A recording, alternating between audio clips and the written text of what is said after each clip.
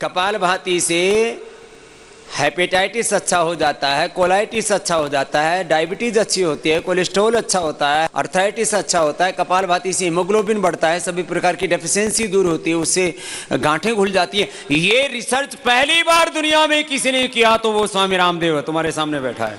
कपालभाति के ये जो बेनिफिट है ये किसी किताब में नहीं लिखे, ये स्वामी रामदेव तुम्हारे सामने बैठा, उसने बताया ये। और मैंने कैसे बताया? मुझको लोगों ने बताया। स्वामी देव ने कपालभाति किया, मेरी ये प्रॉब्लम ठीक होगी, मेरी इनफर्टिलिटी थी वो ठीक हो गई, मेरी औलाद नहीं होती थी औलाद हो गई, मेरे को एक गांठ थी वो गांठ घुल गई, अभी दोबारा एक्सरे का, मेरे तो किडनी में स्टोन था वो निकल गया कपालभाति से।